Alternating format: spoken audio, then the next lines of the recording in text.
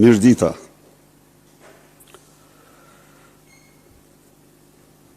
Narkoqeveria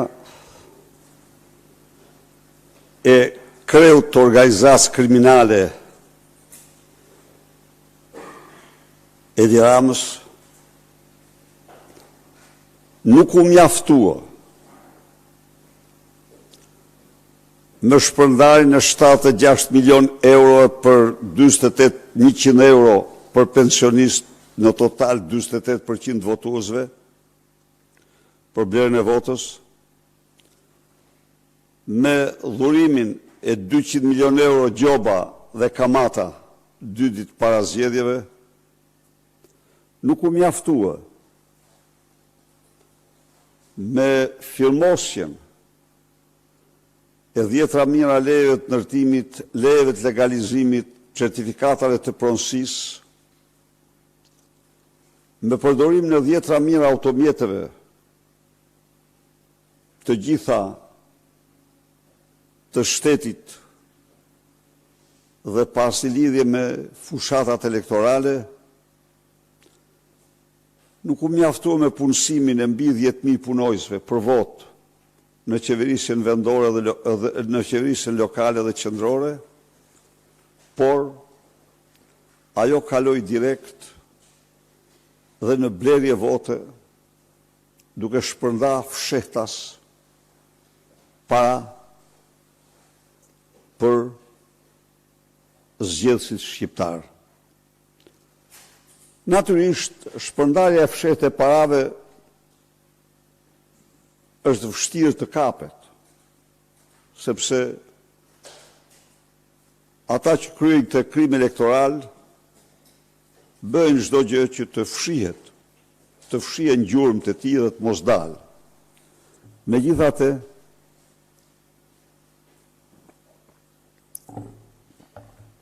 Megjithatë,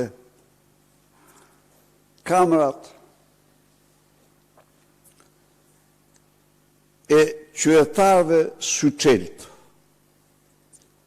kanë filmuar momentin kriminal të ndarjes parave për vota.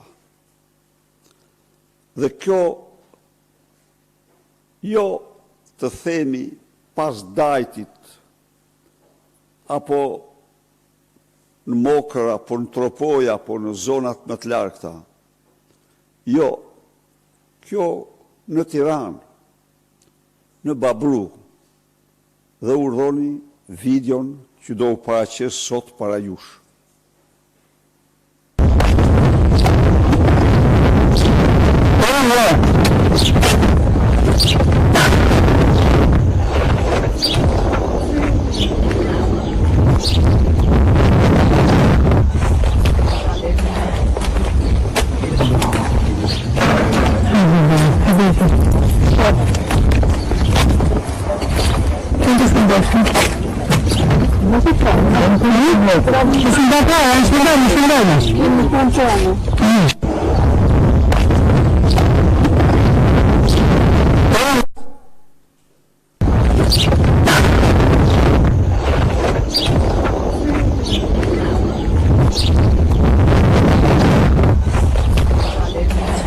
Parat largohen me parandor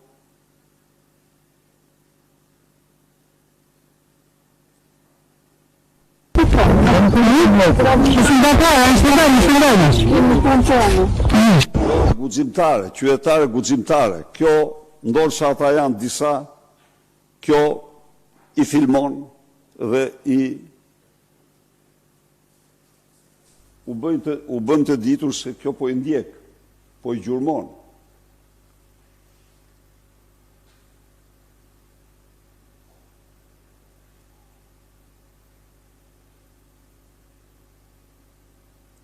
Jo, këta janë shofer, ky është shofer i makinave, njëri prej tyre. Se janë të identifikuar dhe me çdo gjë.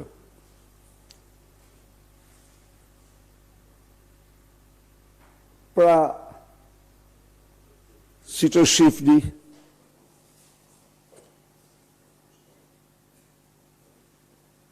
nuk mjaftuan 76 milion euro të shpërndara publikisht, nuk mjaftuan 200 milion euro gjoba dhe kamatat falura, 500 milion euro prokurime dhe koncesione, por kalojnë duke shpërndarë para në përqoshe për të blerë vota. Këto zgjedhje nuk njihen kurrë. Këto zgjedhje janë farsë dhe nuk janë zgjedhje, pra kjo farsë nuk njihet kurrë. Ndaj dhe ne paraqesim para mediave dhe para shqiptarë dhe komunitetit ndërkombëtar faktet pakundërshtueshme të farsës që delegjitimojnë plotësisht qeverinë e dalë nga zgjedhjet. Këto kisha ishte shumë demonstrues ky rast, sepse është shumë e rrallë të mund të kapesh ndarjen e parave, po ja që është evident. Këta janë të njohur si persona, gjithçka është e identifikuar.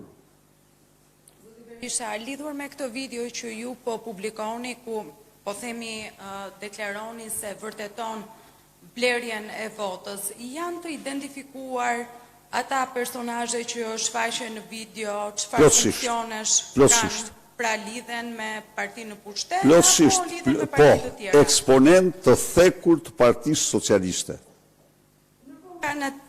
Nga ana tjetër, ju prej disa kohësh zhvilloni betejën tuaj për të vërtetuar atë që ju e konsideroni farsë elektorale. Po ju si e konsideroni atë? Apo ja del Partia Demokratike? Një minutë. Unë jam gazetare, nuk mund të shpreh, mund të Berisha të ishte jo profesionale. Jo, priti minutë, bëjmë një marrëveshje. A mund të quhen zgjedhjet në të cilat shteti, i quajtur shtet, përdor të gjithë financat e tij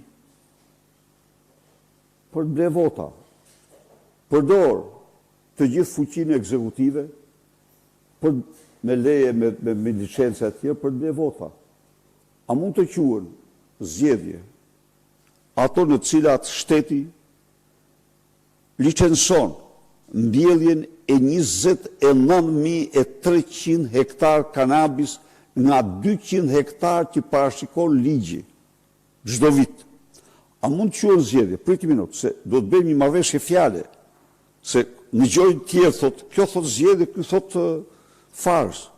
Jo, duhet të jenë shumë të qartë. A mund të quhen zgjedhje kur shteti përdor kundërshtim me ligjin 500 milion euro prokurime, kur shteti kundërshtim me ligjin jep peshqesh, i bën dhurat 100 euro në kulmin e fushatës, fal 200 milion euro, po marrë vetëm këto, për të mos thanë pastaj kartelin, ndikimin e të mëshëm të karteleve. Pra, unë po flas çfarë është shteti, narkoshteti është akoma më i zi, sepse ju e pat, si e ndjeni ju vetëm të pyeshun ju, si qytetare, kur përfaqësoj nga Sara Mile,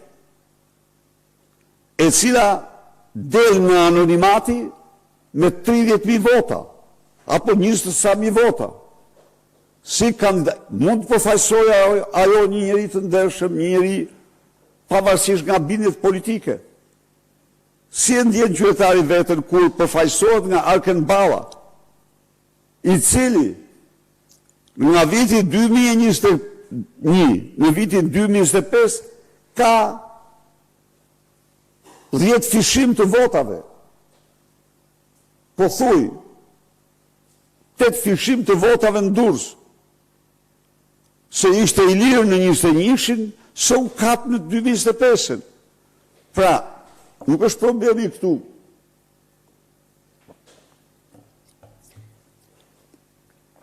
Asi jemi si politikan, asi ju si gazetare. Shpërbim si qytetar. Çfarë mund të thotë qytetari për këto kjo është jo vetëm fars, po një fars poshtruese që shqiptarët kur nuk do ta pranojnë. Vazhdojmë. Po ju përgjigjem duke ju bërë një pyetje, duke qenë se jam gazetare dhe roli im në fundit ai është. A vërtetohet farsa elektorale zoti Berisha në kushtet kur ju pretenduat për trenin bullgar, por në asnjë rast nuk e vërtetuat dot, dhe nga ana tjetër pretenduat për 130 fletë të munguara votimi, për 130.000 fletë të munguara votimi, nga ana tjetër nga kçyrja që u bë në Komisionin Shëndror të Zgjedhjeve doli që fletët ishin aty. A nuk po bien dal nga dal pretendimet e Partisë Demokratike, pra ky është një... E vërteta është, mirë, e vërteta është se fole para kohë. Këtu do jemi me trenin bullgar para jush. Unë jam urdhoni, pyetje para kohë, po bravo, para kohë, po. Radhën tjetër, apo një radhë pasaj, këtu do paraqes aktin kriminal të trenit bullgar me të gjithë shëmtin e tij. Prit, një. Për sa u përket fletëve, asgjë nuk qëndron nga ato që thotë KQZ-ja. Të gjitha janë falsifikime. Fletët mungojnë dhe për këtë ka kaq shumë dokumenta. Ku janë fletët? A e morë vesh që u hapen 4 kuti në Vlorë? A e dini ju se u gjetën 450 e sa fletë tepër? U gjetën 4 kuti, 450 fletë. Kutia e tërë, u gjetë kutia e tërë. Ne do bëjmë autopsin e kësaj farse me durim para qytetarëve, para jush dhe komunitetit ndërkombëtar.